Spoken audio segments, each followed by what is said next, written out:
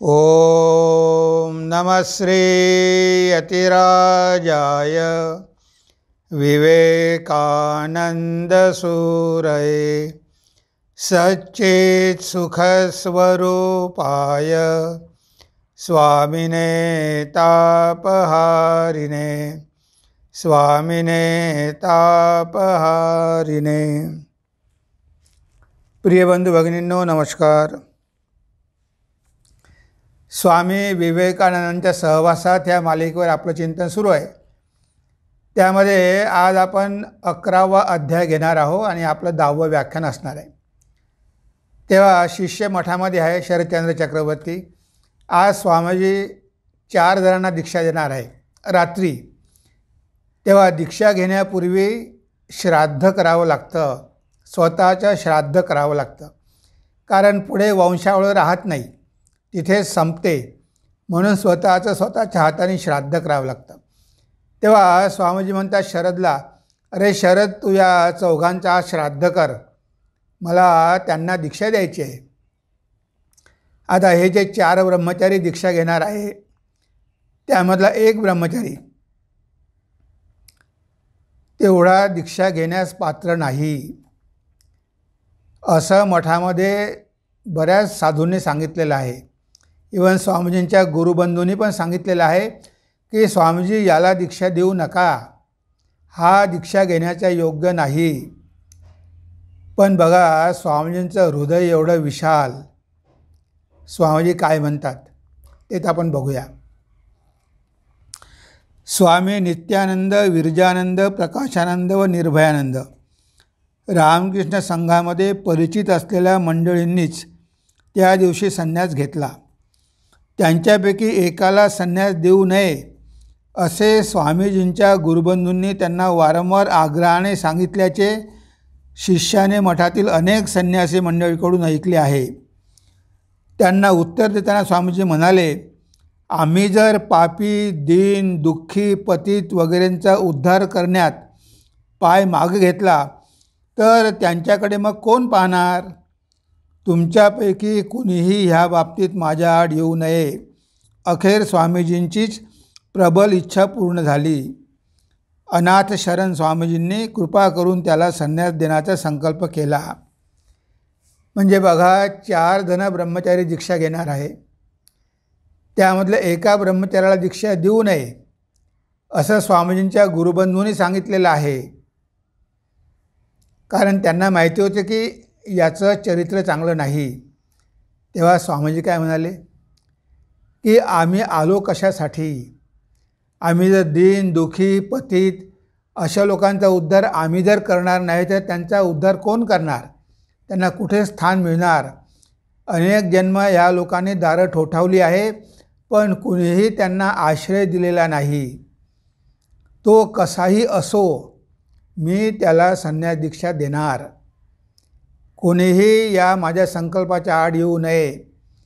म्हणजे स्वामीजींचं हृदय किती विशाल। त्यांना काही माहिती नव्हतं, त्यांना माहिती होतं की ही व्यक्ती संन्यास घेतल्यानंतर टिकणार नाही, तरीसुद्धा स्वामीजींनी त्याला दीक्षा दिली, कारण त्यामुळे सुद्धा त्याचं कल्याणच होणार आहे। आणि स्वामीजींनी चौघांनाही दीक्षा दिली। तुम्हाला की यांचा उद्धार करण्यासाठीच तर आम्ही आलेलो आहे।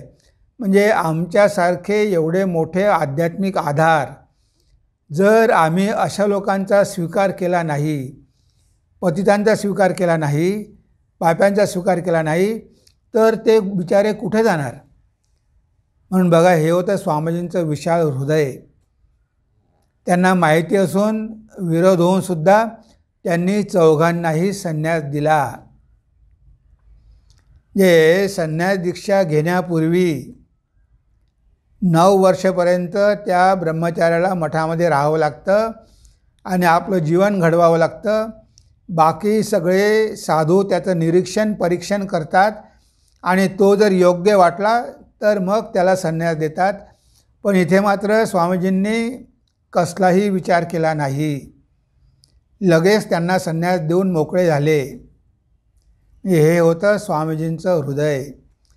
आता चौघांचंही श्राद्ध झालेलं आहे, चौघांचंही श्राद्ध आटोपलं आणि हे चौघही ब्रह्मचारी आता स्वामीजीकडे आले, कारण रात्री त्यांचा संन्यास होणार आहे. स्वामीजी स्वतःच्या हाताने त्यांना संन्यास देणार आहे. तेव्हा ते स्वामीजींकडे आले आणि स्वामीजींजवळ बसले आणि ते म्हणतात की आता आम्ही संन्यास घेणार, जे आमच्यासाठी काही नियम वगैरे सांगा, आम्ही कशा प्रकारे वागलो पाहिजे. बघा, उद्या आमची संन्यास दीक्षा आहे, आम्हाला काहीतरी उपदेश द्या, असे स्वामीजींना ते सांगतात. की स्वामीजी उद्या म्हणजे पहाटे, उद्या आमची संन्यास दीक्षा आहे, तेव्हा तुम्ही काहीतरी उपदेश द्या.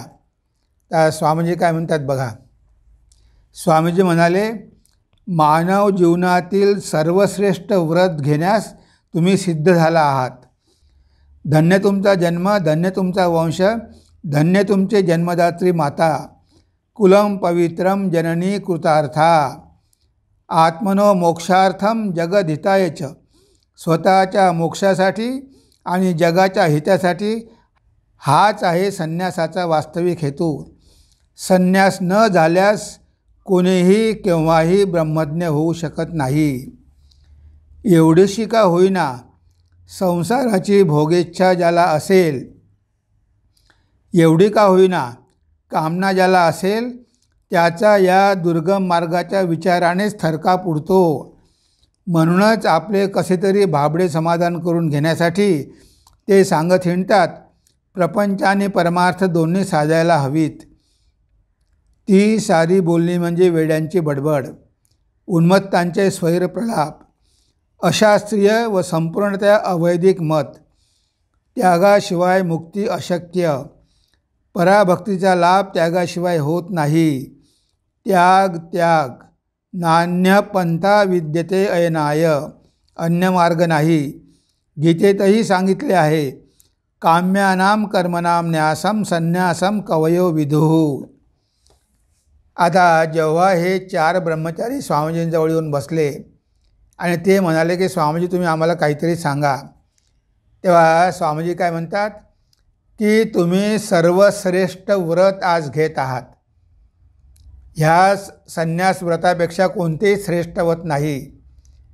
त्यामुळे काय झालं आहे, तुमचं कुल पवित्र झालं आहे, तुमची माता पवित्र झालेली आहे. धन्य तुमचा जन्म, धन्य तुमचा वंश, धन्य तुमचे जन्मदात्री माता. कुलम पवित्रम जननी कृतार्था. जे तुमचं कुल पवित्र झालं आणि तुमची माता कृतार्थ झाली, कारण त्या मातेनं एका संन्याशाला जन्म दिला. म्हणजे बघा, संन्यासी होणं किती कठीण आहे. आणि परिवारामध्ये एक संन्यासी झाल्यामुळे ते कुळच्या कुळ पूर्ण पवित्र होऊन जातं. ते म्हणतात की त्या कुळामधल्या 7 पिढ्या मुक्त होऊन जातात. म्हणजे एक संन्यासी निर्माण करणं किंवा एका संन्यासाचा आपल्या घरी जन्म होणं ही भाग्याची गोष्ट आहे. लोकांना हे आवडत नाही, त्यांना हे कळत नाही की त्यांचं किती भाग्य आहे की त्यांच्या घरी एका संन्यासाने जन्म घेतलेला आहे. हे लोकांना अजूनही कळत नाही. तेव्हा स्वामीजी म्हणतात की तुमचं जीवन धन्य झालं, तुमची माता कृतार्थ झाली. सर्वश्रेष्ठ व्रत तुम्ही घेतलेलं आहे. कशासाठी? आत्मनो मोक्षार्थम जगदहितायच. स्वतःच्या मुक्तीसाठी, पण केवळ स्वतःची मुक्तीच बघायची नाही, तर त्यासोबतच जगाचं सुद्धा कल्याण करायचं. जगदहितायच. नाहीतर बरेच संन्यासी आहे, फक्त स्वतःच्या मुक्तीसाठी प्रयत्न करतात, ते समाजासाठी काहीही करत नाही. पण स्वामीजींना तशा प्रकारचे संन्यासी नको होते. ते म्हणायचे की संन्याशानं कधीही बसून खाऊ नये. तुम्ही समाजाचं अन्न घेता, समाजाला काहीतरी तुम्ही दिलं पाहिजे. म्हणून खरा त्याग तो आहे की जो जगाच्या कल्याणासाठी स्वतःचं जीवन पूर्णपणे बलिदान करतो, स्वतःचा स्वार्थ पूर्णपणे सोडून देतो. त्याला म्हटलेलं आहे स्वामीजींनी संन्यास. आणि मग स्वामीजी काय म्हणतात की त्यागाशिवाय उपाय नाही, त्यागाशिवाय मुक्ती प्राप्त होऊ शकत नाही. जे तुम्ही आज सर्वस्वाचा त्याग करणार आहात आणि त्याग हे सगळ्यात मोठं व्रत आहे, हा सगळ्यात मोठा धर्म आहे. त्यामुळे त्याग केल्याशिवाय कुणालाही ब्रह्मज्ञान प्राप्त होऊ शकत नाही, असं स्वामीजींनी स्पष्ट सांगून टाकलं. नान्य पंथा विद्यते अयनाय, त्यागाशिवाय दुसरा मार्ग नाही. मनामध्ये संसाराविषयी थोडी जरी कामना राहिली तरी ब्रह्मज्ञानी होणार नाही. म्हणजे बघा, संन्यास जर घ्यायचा असेल तर मनामध्ये संसाराविषयी थोडीसुद्धा कामना असायला नको. आणि ते म्हणतात की जे लोक म्हणतात की संसारही करू आणि परमार्थही करू, ते वेड्यासारखे बडबड करतात. त्यांच्या मनामध्ये काहीतरी कामना असल्याशिवाय ते संसारामध्ये जाणारच कशाला. म्हणून त्यागाचं महात्म्य आपल्या शास्त्रामध्ये खूप सांगितलेलं आहे की ह्या जगामधल्या सगळ्या विषयांचा, जे सगळ्या गोष्टींचा संपूर्णपणे मनातून त्याग व्हायला पाहिजे. थोडी जरी मनामध्ये कामना वासना राहिली तरीसुद्धा मुक्ती लाभणार नाही. म्हणजे मुक्ती लाभणं काही एवढं सोपं नाही आहे. बघा किती कठीण आहे. कोणती ना कोणती कामना मनामध्ये येऊन शिरतेच. नाम आहे, यश आहे, सत्ता आहे, पैसा आहे, काय काय आहे, भोग आहे. आता एवढ्या सगळ्या कामना मनामध्ये असताना लोकांना मुक्ती पाहिजे, म्हणजे हेही पाहिजे आणि तेही पाहिजे, संसारही करू आणि परमार्थही करू. स्वामी म्हणतात की ते बिलकुल शक्य नाही. ते स्वतःचं समाधान करून घेतात, पण शास्त्रानुसार ते सत्य नाही, ते होणं शक्य नाही. म्हणून स्वामीजी, कारण हे 4 संन्यासी होणार आहे. आता यांच्या मनामध्ये जगाविषयी कामना निर्माण होता कामा नये. आता त्यांनी या जगाचा त्याग केलेला आहे, तेव्हा त्यांच्या मनामध्ये पुन्हा जर कामना निर्माण झाल्या तर ते आपल्या मार्गापासून पतन पावतील, त्यांचं पतन होईल. म्हणून स्वामीजी सावध करून देतात की बघा, थोडी जरी कामना मनामध्ये असली तरी मुक्ती लाभणार नाही. आणि गीतेमध्येही सांगितले आहे, काम्यानाम कर्मणाम न्यासम संन्यासम कवयो विधू. तर संन्यास म्हणजे काय? काम्य कर्मांचा संन्यास म्हणजे खरा त्याग आहे.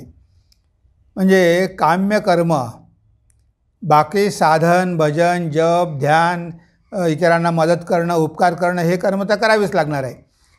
पण काम्य म्हणजे काहीतरी कामना ठेवून की हे कर्म केल्यामुळे मला हे फळ मिळेल, फळाची आशा करून. आता रामकृष्ण मठामध्ये पण सगळे कामं करतात, पण जर कोणी फळाची आशा ठेवून जर करत असेल तर तो खरा संन्यास नाही. काम्यानाम कर्मणाम नासम न्यासम संन्यासम कवयो विधू. तर ऋषी काय म्हणतात की काम्यकर्माचा जे त्याग करतात त्यांनाच खरं संन्यासी म्हटलं पाहिजे. तेच खरे संन्यासी आहे. आता गीतेमध्ये पण असं सांगितलेलं आहे. मग शिष्य म्हणतो, महाराज, संन्यासासाठी काही योग्य अयोग्य काळ आहे काय? आता हा प्रश्न पण खूप महत्त्वाचा आहे. तर मला संन्यास घ्यायचा आहे तर असं काही नियम आहे का की मी कधी संन्यास घेतला पाहिजे, त्यासाठी वय किती पाहिजे, शरीर कसं पाहिजे, लग्न झालेलं पाहिजे की अविवाहित पाहिजे, हे सगळं तो शिष्य विचारतो की त्यासाठी काही काळवेळ आहे का? तेव्हा स्वामीजी म्हणाले, संन्यासासाठी योग्य अशी कोणतीही वेळ काही ठरलेली नसते. यदहरेव विरजेत तदहरेव प्रव्रजेत. वैराग्याचा उदय होता क्षणीच संन्यास घ्यावा, असाच श्रुतींचा आदेश आहे. योग वशिष्ठातही म्हटले आहे, युवैव धर्मशील स्यात् अनित्यं खलु जीविताम कोही जानाति कस्याद्य मृत्युकालो भविष्यती. जीवित अनित्य असल्याने तरुणपणीच धर्मप्रवण व्हावे. कुणाला ठाऊक मृत्यूचा घाला कुणावर केव्हा येईल ते. म्हणजे इथे स्वामीजी काय म्हणतात ते शास्त्राप्रमाणे सांगतात की संन्यास घ्यायला कोणताही काळ वेळ नाही. मनामध्ये तीव्र वैराग्य निर्माण झालं की लगेच तो ह्या जगाचा त्याग करू शकतो. कधीकधी आपण बघतो की तरुणपणामध्येच काही मुलं त्याग करतात, तर काही संसारामध्ये राहूनसुद्धा त्याग करतात. म्हणजे जेव्हा तुमच्या मनामध्ये तीव्र वैराग्य निर्माण होतं, त्या स्वामीजींचे आजोबा, आता बघा स्वामीजींचे आजोबा ते संसारी होते, कुटुंबामध्ये राहत होते, पण एक दिवस त्यांनी ठरवलं की आपल्याला संसार सोडायचा. त्यांच्यामध्ये प्रचंड वैराग्य निर्माण झालं आणि सगळं काही सोडून ते काशीला निघून गेले आणि पूर्ण जीवन संन्यासव्रत घेऊन त्यांनी घालवलं. स्वामीजींचे आजोबा विश्वनाथ दत्तांचे वडील, म्हणजे बघा त्याला काही काळवेळ लागत नाही. त्यांना जाणवलं की हा संसार अनित्य आहे, आपण जीवनाचं सार्थक केलं पाहिजे, म्हणून ते विवाहित असूनसुद्धा निघून गेले आणि त्यांनी संन्यास घेतला. आता बघा ना, ठाकूरांचे शिष्य स्वामी योगानंद विवाहित होते, स्वामी ब्रह्मानंद विवाहित होते, स्वामी शिवानंद जे विवाहित होते, हे सगळे विवाहित होते, पण तरी त्यांना वाटलं की हा काही आपला मार्ग नाही. त्यांच्या मनामध्ये प्रचंड वैराग्य निर्माण झालं आणि त्यांनी संसार सोडून संन्यास घेतला. आता इथे काही काळवेळ नाही. त्या स्वामीजींनी अगदी तरुणपणात संन्यास घेतला, पण बाकीच्यांनीसुद्धा विवाह झाल्यानंतरसुद्धा संन्यास घेतला. म्हणजे जेव्हा तुमच्या मनामध्ये या संसाराविषयी तीव्र वैराग्य निर्माण होईल, तेव्हा तुम्ही संन्यास घेतला पाहिजे. त्यासाठी काळ वेळ याची काही गरज नाही. पण स्वामीजी काय म्हणतात की योग वशिष्ठामध्ये सांगितलेलं आहे की आपल्याला मृत्यू कधी येईल हे तर काही खरं नाही. तेव्हा वाट बघत बसण्यापेक्षा तरुणपणीच जर आपण संन्यास घेतला तर ते केव्हाही चांगलं. युवैव धर्मशील स्यात् अनित्यो खलु जीवितम् कोही जानाति कस्याद्य मृत्यू कालो भविष्यती. तरुणपणामध्ये संन्यास घेणं योग्य, कारण हे जीवन कसं आहे, क्षणभंगूर आहे. कधी मृत्यू येईल हे कोणीही सांगू शकत नाही. म्हणून पुढे पुढे ढकलण्यामध्ये काहीही अर्थ नाही.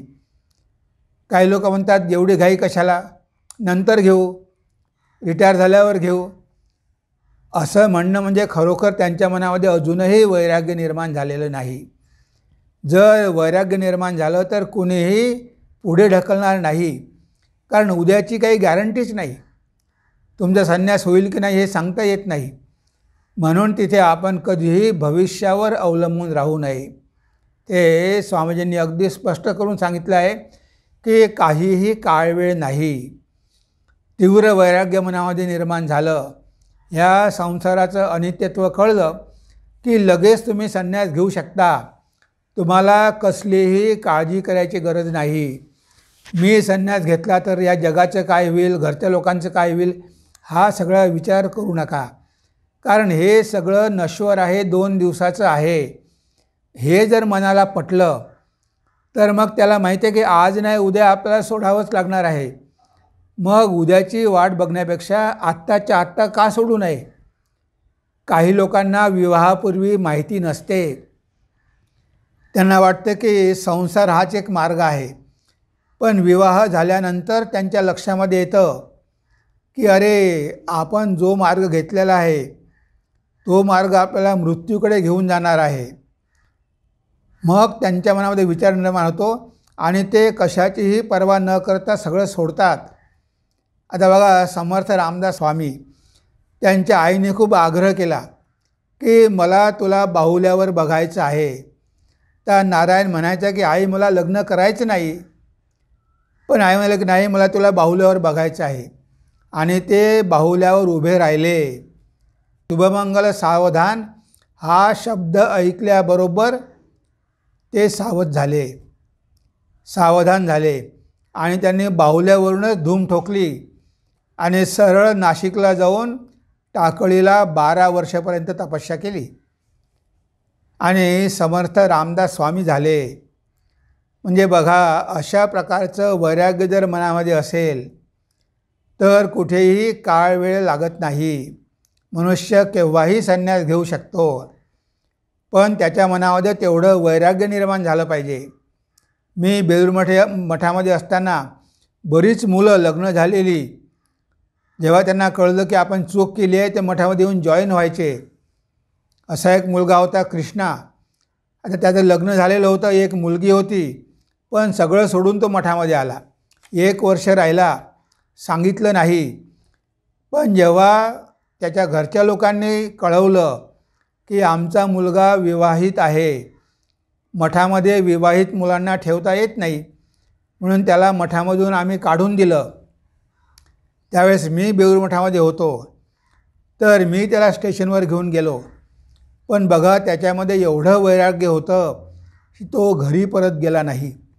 तो हिमालयात गेला, एक कुटिया बांधली आणि आयुष्यभर तिथे साधना करत आहे. त्याचं नाव झालं कृष्णानंद आणि अजूनही तो म्हातारा झाला, पण तो घरी परत गेला नाही. म्हणजे असे पण उदाहरणं आपल्या डोळ्यासमोर आहे. जे जेव्हा मनामध्ये तीव्र वैराग्य निर्माण होईल, जेव्हा या जगाचं अनित्यत्व कळेल आणि जेव्हा कळेल की आपण तर आत्मा आहो, ह्या जगाशी आपला काहीही संबंध नाही, हा विवेक मनामध्ये जागृत झाला की लगेच जग सोडायला पाहिजे. मग जर आपण याला चिकटून राहिलो तर आपण कधीही आपलं ध्येय प्राप्त करून घेऊ शकणार नाही. म्हणून स्वामीजींनी इथे स्पष्ट करून सांगितलं की तसा काही काळ वेळ नाही. यदहरेव विरजेत तदहरेव प्रव्रजेत. वैराग्याचा उदय होता क्षणी संन्यास घ्यावा. हे बृहदारण्यक उपनिषदामध्ये म्हटलेलं आहे की यदहरेव विरजेत तदहरेव प्रव्रजेत. तुमच्यामध्ये वैराग्य निर्माण झाल्याबरोबर तुम्ही संन्यास घेऊ शकता. तिथे काही काळाचं, वेळेचं, वयाचं कसलंही बंधन नाही.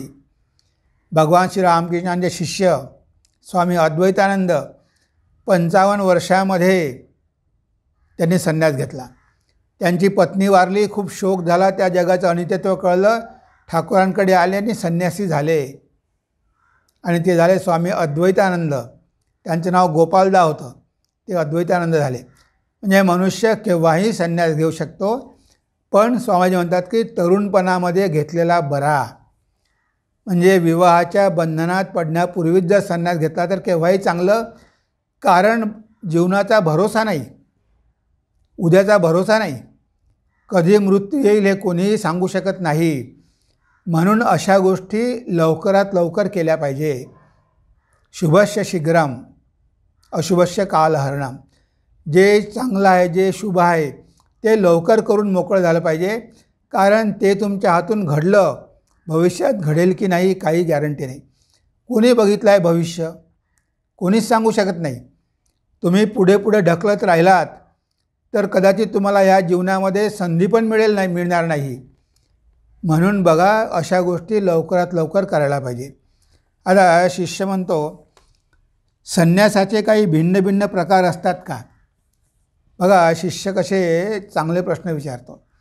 आता संन्यासामध्ये पण प्रकार आहे आणि हा विचारतो की संन्यासामध्ये काही प्रकार आहे का वेगवेगळे, की श्रेणी 1 नंबर, 2 नंबर, 3 नंबर, 4 नंबर असे काही संन्यासी असतात का, की सगळे सारखेच असतात? तेव्हा कारण त्याला शास्त्र माहिती आहे. शरदचंद्राने शास्त्र वाचलेली आहे आणि स्वामीजींनी पण वाचलेली आहे आणि ते सगळे तिथे बसलेले आहे. त्यांच्यासमोर हा प्रश्न विचारतो की स्वामीजी, वेगवेगळ्या प्रकारचे संन्यासी असू शकतात का? तेव्हा स्वामीजींनी सांगितलेलं आहे की 4 प्रकारचे संन्यासी असतात आणि शास्त्रामध्ये 4 प्रकार सांगितलेले आहे आणि त्याचं विवरण स्वामीजींनी दिलेलं आहे. शास्त्रात 4 प्रकारचे संन्यास सांगितले आहे. विद्वत, विवेदिशा, मर्कट आणि आतुर. हे झाले संन्यासाचे 4 प्रकार. आता स्वामीजी एकेकाचं वर्णन करतात. एकाएकीच तीव्र व यथार्थ वैराग्याचा उदय होऊन लगेच संन्यास घेऊन बाहेर पडला. ही गोष्ट काही पूर्वजन्मीच्या संस्काराशिवाय होत नाही. यालाच म्हणतात विद्वत संन्यास. आत्मतत्व जाणण्याच्या प्रबळ इच्छेने शास्त्राध्ययन व साधनादीद्वारा स्वस्वरूप जाणून घेण्यासाठी एखाद्या ब्रह्मज्ञ पुरुषाकडून संन्यास घेऊन स्वाध्याय व साधना करण्याला म्हणतात विविदिशा संन्यास. स्वजन वियोग वा यासारख्या अनेक सांसारिक तापांनी पोळून निघून काही लोक त्रस्त होऊन घर सोडून संन्यास घेतात. पण हे स्मशान वैराग्य काही टिकाऊ नसते. म्हणूनच संन्यासाच्या या प्रकाराला म्हणतात मरकट संन्यास. संन्यासाचा आणखी एक प्रकार म्हणजे अगदी मरायला टेकला, वाचायचे काहीच लक्षण नाही, अशावेळी एखाद्याला संन्यास देतात. अशावेळी जर तो मेला तर पवित्र संन्यासव्रत घेऊन मेला असे मानतात. पुढील जन्म चांगला मिळेल अशी एक भावना असते असे करण्यामागे. त्यातूनही जर कुणी वाचला तर मग पुन्हा संसारात न पडता ब्रह्मज्ञान लाभाच्या प्रयत्नात त्याने संन्यासी बनून कालक्रमणा करावयाची असते. तुझ्या काकांना शिवानंद स्वामींनी आतूर संन्यास दिला होता. ते तर तेव्हा वारले, पण त्या संन्यास दीक्षेने त्यांना पुढे चांगला जन्म लाभेल. संन्यास घेतल्याखेरीज मात्र आत्मज्ञान होण्याचा दुसरा उपाय नाही. तेव्हा इथे स्वामीजींनी चारही प्रकारच्या संन्यासाची व्याख्या केलेली आहे. ते म्हणतात की पहिला कोणता आहे, विद्वत संन्यास. म्हणजे एकाएकी मनामध्ये वैराग्य निर्माण झालं.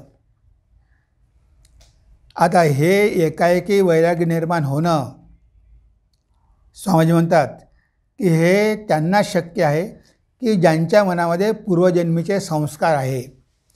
कारण पूर्वजन्मीचे संस्कार असल्याशिवाय ह्या जगाचं अनित्यत्व कळतच नाही. हे जगच खरं वाटायला लागतं. आता लहान मुलं बघा, भक्त प्रल्हाद, भक्त ध्रुव, त्यांना काही माहिती नव्हतं, पण त्यांनी ईश्वरलाभ करून घेतला. आता इथे त्यांच्यामध्ये एकदम हे वैराग्य निर्माण होतं. आता शंकराचार्य बघा, 7 वर्षाचा मुलगा, तो आईला म्हणतो की आई मला संन्यास घ्यायचा आहे. आता आई काही केल्या परमिशन देत नाही. ती म्हणते की तू माझा एकुलता एक मुलगा आहे, मी तुला संन्यास घेण्याची परवानगी देणार नाही. बघा, शंकर 7 वर्षाच्या मुलामध्ये तीव्र वैराग्य निर्माण झालं आणि तो म्हणतो की आई मला संन्यास घ्यायचा आहे, परवानगी दे. आई काही केल्या परवानगी देत नाही.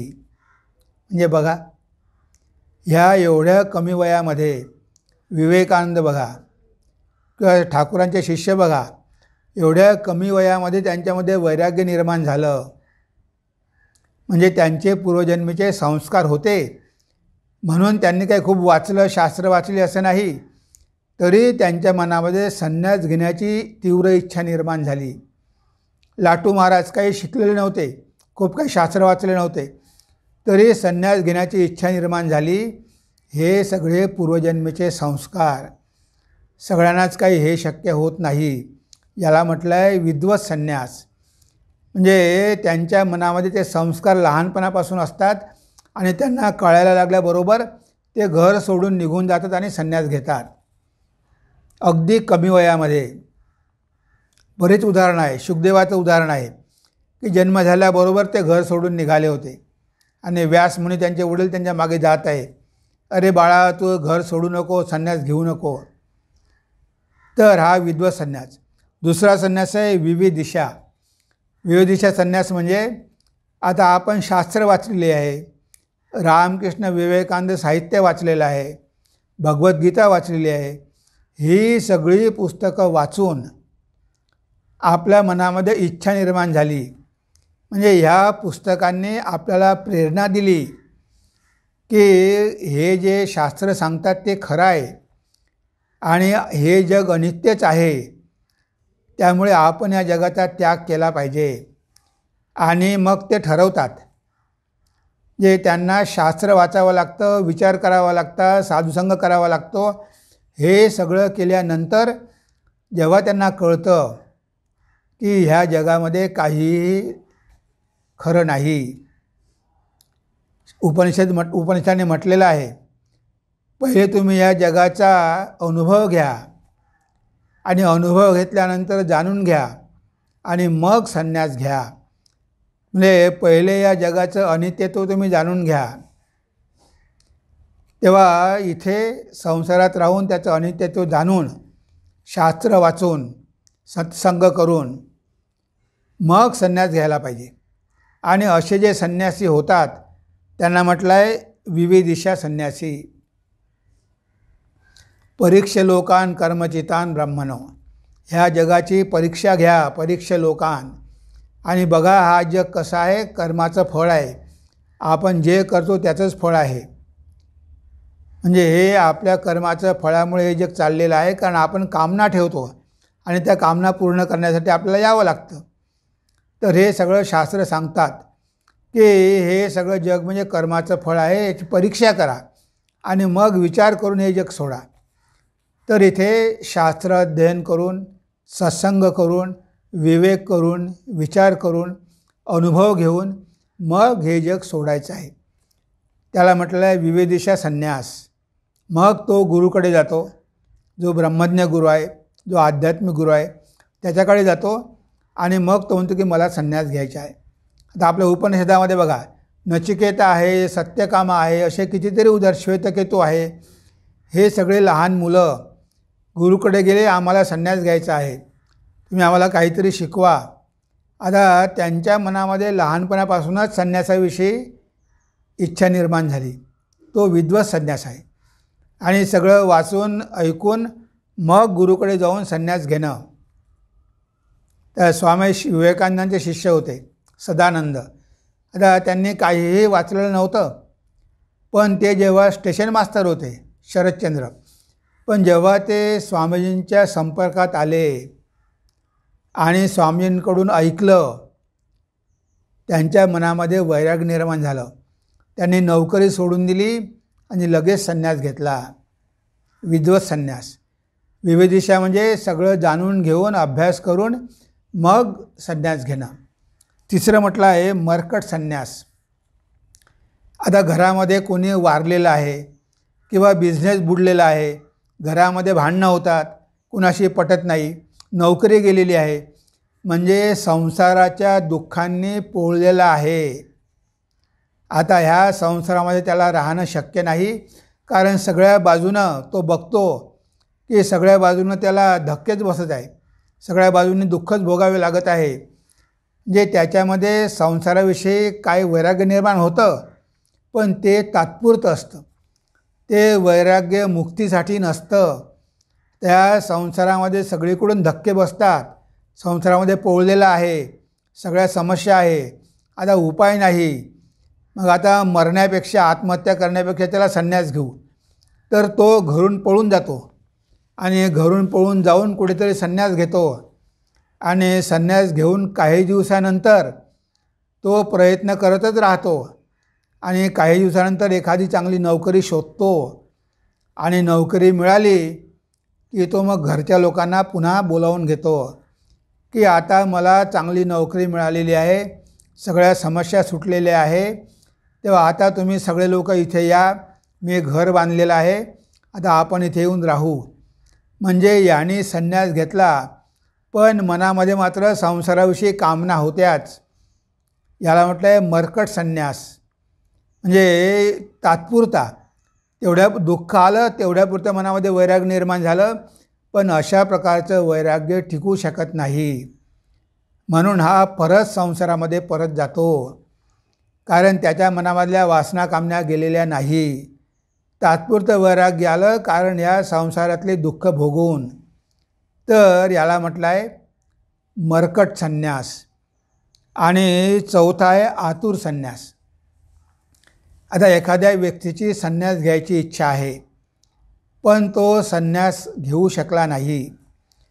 आता त्याला वाटते की आता आपण मरणार, मग आता मरणापूर्वी तरी आपण संन्यास घेतला पाहिजे, म्हणजे आपण एक संन्यासी होऊन मरू शकू आणि संन्यासी होऊन मेल्यामुळे आपल्याला पुढचा जन्म चांगला मिळेल, ही त्यामागची इच्छा असते, अपेक्षा असते, आशा असते की संन्यास घेऊन मग शरीर सोडायचं. म्हणून ते मृत्यूच्या काही दिवस अगोदर संन्यास घेतात. आता मृत्यूशय्येवर आहे, त्यांना माहिती आहे की मरणार आहे, मग ते संन्यास घेतात. आणि स्वामीजी म्हणतात की शिवानंद महाराजांनी शरदचंद्र चक्रवर्तीच्या काकांना संन्यास दिला होता, कारण त्यांना अशा प्रकारचा संन्यास पाहिजे होता. आता नंतर ते वारले, पण त्यांना पुढचा जन्म चांगला मिळेल. तर हा जो उत्कट संन्यास आहे तो मृत्यूच्या पूर्वी घेतला जातो आणि आता नाहीतरी आपण मरणारच आहोत, मग संन्यास घेऊन मेलेलंच बरं. आता शंकराचार्य बघा, 7 वर्षाचा मुलगा तेव्हा संन्यास घेण्याची इच्छा निर्माण झाली, पण आईनेच परवानगी दिली नाही. आता काय करायचं? एक दिवस नदीमध्ये स्नान करायला गेले आणि स्नान करायला गेल्यानंतर मगरीनं त्यांचा पाय धरला आणि ती मगर त्यांना पाण्यामध्ये ओढू लागली. तेव्हा शंकराचार्य म्हणतो की आई, आता मी काही वाचणार नाही.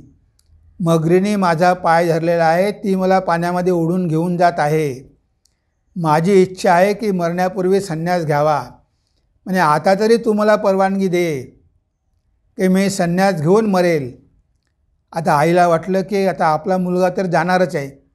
आत्तापर्यंत तिनं परमिशन दिली नाही, पण आता तिला वाटलं की मुलगा मरणार. आता मगरीने पाय धरलेला आहे, आता मुलाचा मृत्यू अटळ आहे, आता त्याची इच्छा पूर्ण झाली पाहिजे. म्हणून आईने त्याला परवानगी दिली की ठीक आहे, तू संन्यास घे. आणि शंकरने मनातल्या मनात संन्यास घेतला.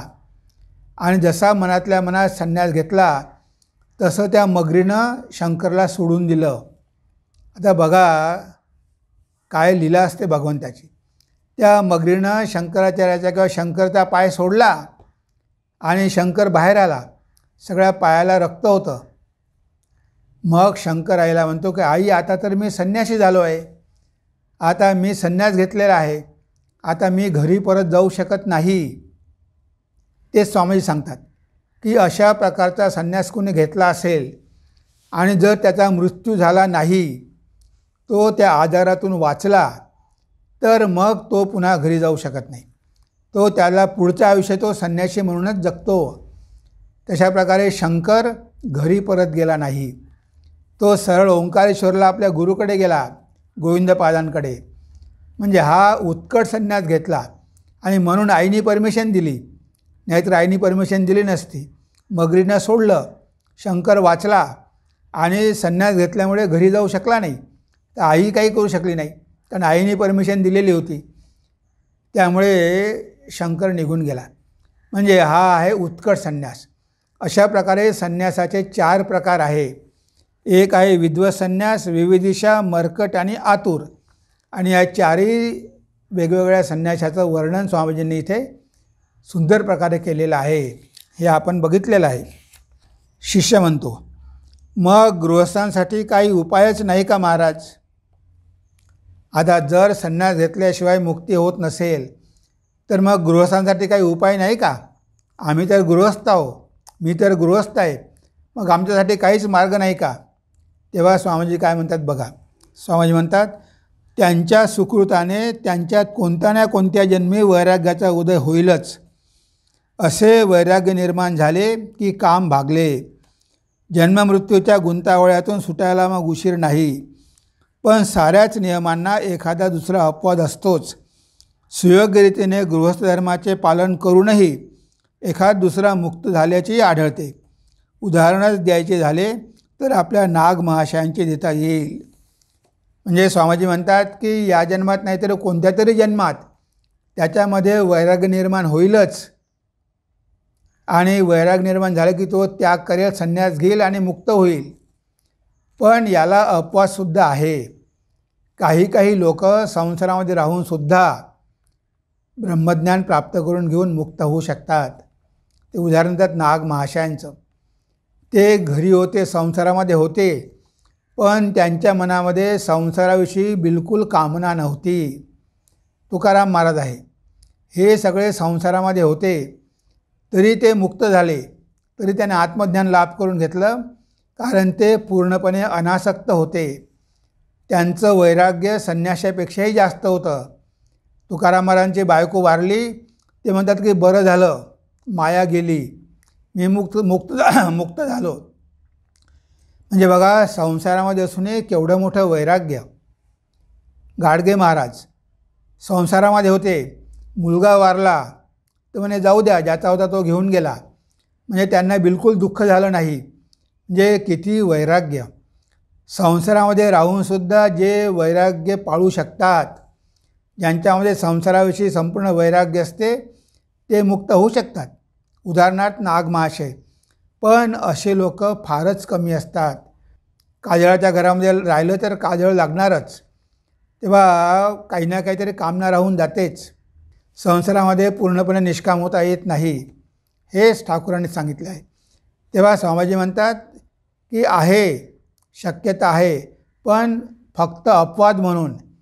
नाहीतर कधी ना कधी गृहस्थांच्या मनामध्ये त्यागाची भावना निर्माण होईल, वैराग्याची भावना निर्माण होईल, ह्या संसाराचं अनित्यत्व कळेल. कदाचित या जन्मामध्ये होणार नाही, पण पुढल्या एखाद्या जन्मामध्ये त्याच्यामध्ये वैराग्य येईलच येईल आणि तो संन्यास घेईल आणि मुक्त होईलच होईल, हे स्वामीजींनी सांगितलं आहे. आता शिष्य म्हणतो की इतके सगळे संन्यासी आहे, तुम्ही म्हटलं आहे की आत्मन मोक्षार्थम जगदहितायच. आता संन्याशाने आत्म्याच्या मुक्तीसाठी आणि जगाच्या हितासाठी कार्य केलं पाहिजे, पण सगळे संन्यासी काही तसं करत नाही.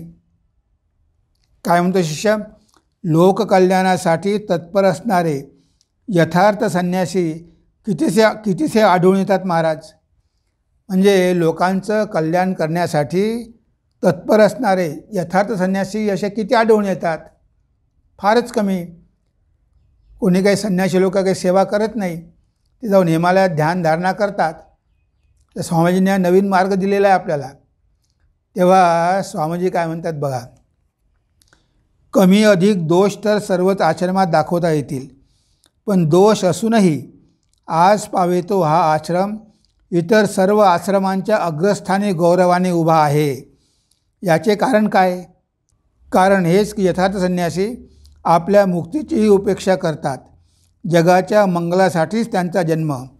संन्यास घेऊन जो हे ध्येय विसरतो त्याचे जीवन व्यर्थ होय. वृथैव तस्य जीवनम. दुसऱ्यांकरिता प्राण देण्यासाठी, कष्टीजीवांचे करुण क्रंदन थांबविण्यासाठी, विधवांचे अश्रू पुसण्यासाठी, पुत्रवियोगाने विव्हळ झालेल्यांना शांती देण्यासाठी, अज्ञानात असलेल्या सर्वसाधारणांना जीवनसंग्रामार्थ समर्थ बनविण्यासाठी, शास्त्रोपदेशाचा प्रचार करून त्याच्याद्वारे साऱ्यांचे ऐहिक व पारमार्थिक मंगल साधण्यासाठी व सर्वांमध्ये प्रसुप्त असलेल्या ब्रह्मसिंहावर ज्ञानाचा झोत टाकून त्याला जागे करण्यासाठी या जगात संन्यासाचा जन्म असतो. तेव्हा इथे स्वामीजींनी स्पष्ट सांगितलं आहे की सगळ्याच आश्रमामध्ये दोष आहे. जे संन्यास आश्रमात दोष नाही असं नाही आहे, तरी पण संन्यास आश्रम सगळ्या आश्रमामध्ये श्रेष्ठ आहे. कारण हे संन्यासी लोक स्वतःच्या प्राणाची पर्वा न करता लोकांची सेवा करतात. आणि संन्यास म्हणजेच सेवा. नुसतं संन्यास घ्यायचं आणि आयतं बसून राहायचं, आळसामध्ये पडून राहायचं, हा काही संन्यास नाही. तेव्हा स्वामी म्हणतात की जे संन्यास घेऊन सेवा करत नसेल त्यांचं जीवन वृथा. कारण उपयोग काय? तुम्ही संन्यास घेतला, पण तुमच्या संन्यासामुळे जगाला काय उपयोग झाला? त्याने तुम्हाला भिक्षा कशाला द्यावी? ते तुम्हाला पोसतात, पण तुम्ही त्यांना काय देता?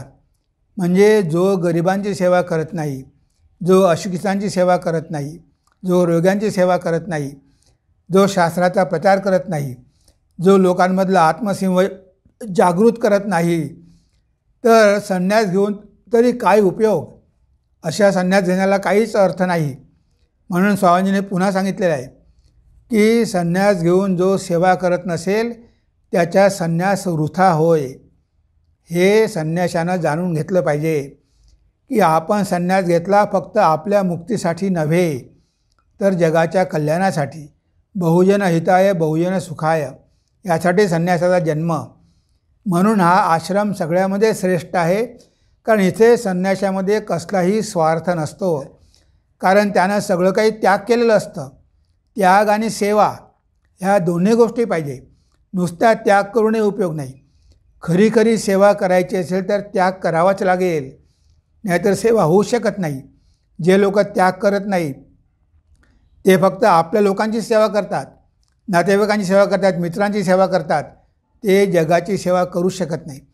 जर जगाची निष्काम भावानं सेवा करायची असेल तर त्यागाची भावना पाहिजेच. मी आणि माझं हे सोडलं पाहिजेच. जी व्यक्ती स्वार्थी आहे, जी व्यक्ती परिवारवादी आहे, जी फक्त आपल्या परिवाराचाच विचार करते, ती जगासाठी महान कार्य करूच शकत नाही. जगासाठी महान कार्य करायचं असेल तर स्वतःच्या छोट्या कुटुंबाचा त्याग केला पाहिजे. जर स्वामीजींनी आपल्या परिवाराचा त्याग केला नसता तर जगासाठी एवढं महान कार्य ते करू शकले नसते. त्यांच्यावर किती मोठी जबाबदारी होती. वडील वारले, आई आहे, भाऊ बहिणी घरी आहे, पण तरीसुद्धा त्यांनी संन्यास घेतला, कारण जगाच्या कल्याणासाठी. आता त्यांचं कुटुंब पण जगामध्ये आहेच, ठीक आहे, जगापासून वेगळं नाही, पण त्यांनी एकट्या कुटुंबाचा विचार केला असता तर जगासाठी ते एवढं महान कार्य करू शकले नसते. म्हणजे संन्यासामध्ये त्यागही पाहिजे आणि सेवेचा भावही पाहिजे. तोच खरा संन्यासी. जर तो भाव नसेल तर संन्यास त्याचा व्यर्थ गेला आहे असं स्वामीजी म्हणतात. तेव्हा प्रत्येक संन्याशानं हे लक्षात ठेवायला पाहिजे की आपलं जीवनाचं अर्थ काय, आपल्या संन्यासाचा उद्देश काय. नुसते भगवे कपडे घालून संन्यासी होत नाही, तर त्याचं संपूर्ण जीवन कायावाचा मन त्याने जगाला दिलं पाहिजे, जगासाठी अर्पण केलं पाहिजे. भगवान बुद्धांनी आपलं जीवन जगासाठी अर्पण केलं, बहुजन सुखाय बहुजन हिताय. तर तो खरा संन्यासी. आणि हाच आदर्श आज स्वामीजींनी रामकृष्ण मठ आणि मिशनच्या संन्याशांसमोर ठेवलेला आहे. आत्मनो मोक्षार्थम जगद्हितायच. फक्त स्वतःची मुक्ती बघू नका, जगाचं हितसुद्धा करा. तरच तुमचा संन्यास खरा संन्यास आहे. नाहीतर मग सगळं काही वृथा, सगळं वाया गेलं, काही उपयोग नाही. तुम्ही संन्यास घेऊनही व्यर्थ गेला, कारण तसे संन्यासी भरपूर आहे जगामध्ये. उपयोग काय? जगासाठी तुमचा उपयोग काय? जगासाठी काहीतरी जर तुम्ही करत असाल तरच तुमच्या संन्यासाचं सार्थक होईल. हे स्वामीजींनी आज आपल्याला या उत्तरांच्या माध्यमातून सांगितलेलं आहे. तेव्हा आज आपण आपल्या चिंतनाला इथेच विराम देऊया. नमस्कार, धन्यवाद. ओम सर्वे भवन्तु सुखिनः, सर्वे सन्तु निरामया, सर्वे भद्राणि पश्यन्तु, मा कश्चित् दुःखभाग् भवेत्, मा कश्चित् दुःखभाग् भवेत्. ओम शांति शांति शांति. हरि ओम तत्सत्. श्रीरामकृष्णार्पणमस्तु.